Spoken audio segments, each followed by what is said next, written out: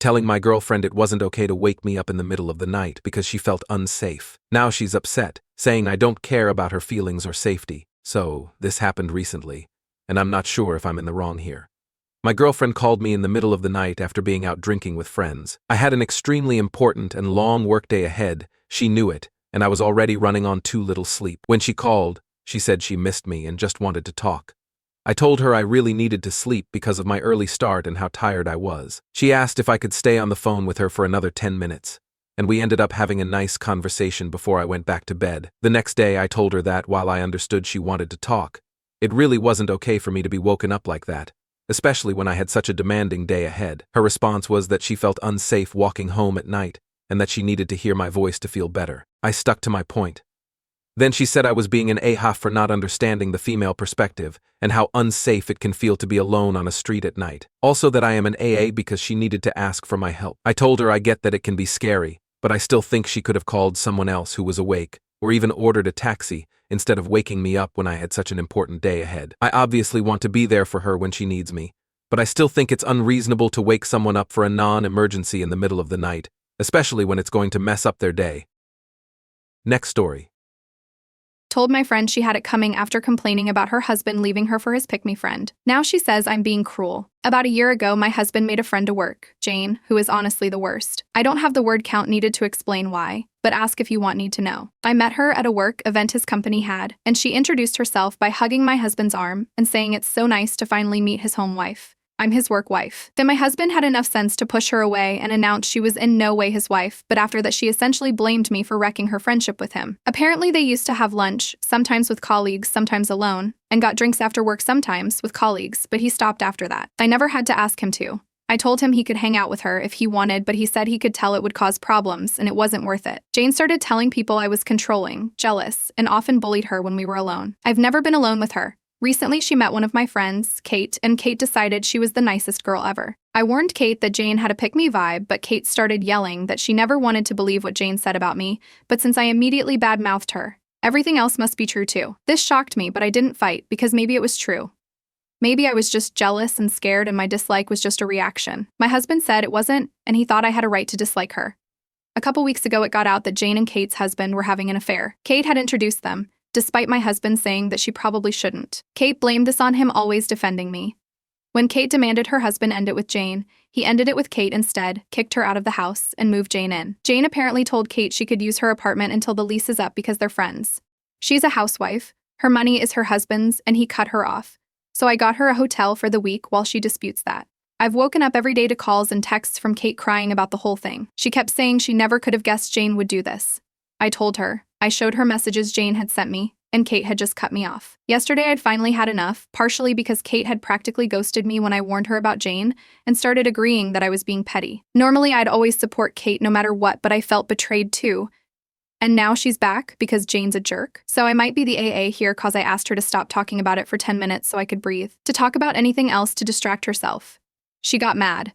I said I understood it was bad, but it also didn't feel fair to me because I warned her, she made her own choices, and honestly had it coming for ignoring obvious red flags. Now many of our friends are saying that was too harsh and unsupportive, but why should I sugarcoat common sense? Next story. Fired my sister after she exposed our family's darkest secrets at work. Now she says I ruined her career. Hi everyone, I, 28F, am the founder and CEO of a small tech company that I've poured my heart into over the past 5 years. 6 months ago, my younger sister, 24F, lost her job due to downsizing. Despite our rocky relationship, we're polar opposites, I decided to hire her. I'm introverted and value privacy, she's extroverted and often speaks without thinking. Initially, things went smoothly. She brought enthusiasm to the team, and I was hopeful this could strengthen our sisterly bond. However, I began noticing colleagues giving me odd looks and whispering when I wasn't around. During a team lunch, one employee casually mentioned a deeply personal family incident, joking about it as if it were common knowledge. I was stunned. I pulled my sister aside and asked if she'd been sharing personal family stories. She admitted she had, saying it helped her connect with others and that it was no big deal. I stressed that our family's history is private and that discussing it at work was unprofessional. She brushed me off, calling me overly sensitive. A couple of weeks later, I discovered she'd told several employees about our parents' tumultuous divorce and even shared that our mother had struggled with substance use problems, a painful chapter we've worked hard to move past. This wasn't just embarrassing, it felt like a profound betrayal. I confronted her again, but she accused me of trying to control her and said I was letting my CEO status go to my head. Realizing that this was jeopardizing not only my reputation but also the company's culture, I made the difficult decision to terminate her employment for breaching confidentiality and unprofessional conduct. She was furious, accusing me of choosing work over family and vowing to never forgive me. Our parents are now involved and believe I overreacted. They think I should have been more understanding and given her another chance. This whole situation has left me questioning myself. I feel guilty for firing her, but also feel that I had to protect my company and personal boundaries. Next story. Refused to move my wedding date to accommodate my sister's pregnancy. Now she's upset and calling me selfish. I, 25F, have a sister, Ella, 28. Ayla and I have always been close growing up, despite her being 3 years older. We've always been best friends. I was her memo and she's mine. Ella is currently 5 months pregnant. She had a rough first trimester, throwing up 3 to 4 times a day, always tired. Some days she couldn't get out of bed, literally. She had also found out early when she was a month into it because her symptoms were so bad. Her and I live close to each other, and since her husband travels a lot for work, I have stayed with her a lot since I work remotely. My fiancé and I had originally set the date for July. However, seeing how sick she was, I, along with my entire family, were getting worried. And so after my fiancé and I discussed it, we decided to reschedule the wedding until after she had passed her first trimester. Per her doctor, she was supposed to get better. I need to add that no one asked this of us, but I felt it was needed. And thank God she did get better. She's eating normally, going out and back to herself. Seeing this, my fiancé and I talked about our wedding again.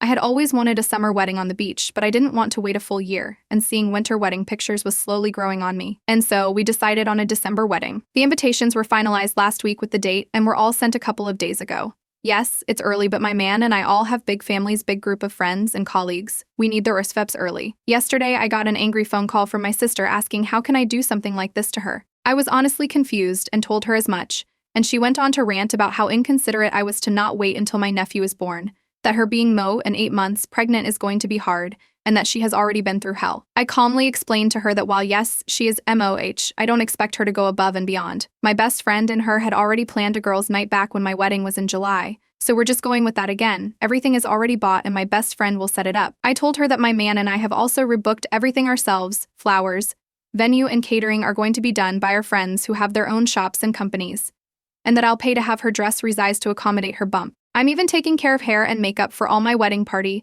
a sort of pamper session where we'll all get ready together and take pictures. All she's required to do is show up. She's having none of it and is demanding we reschedule it again until next summer. I put my foot down and gave her a flat-out no. My parents called me and asked me to reconsider, saying that I know she's emotional and hormonal. I told them that's not an excuse for her to act like a B%H. Any opinions, advice are much appreciated.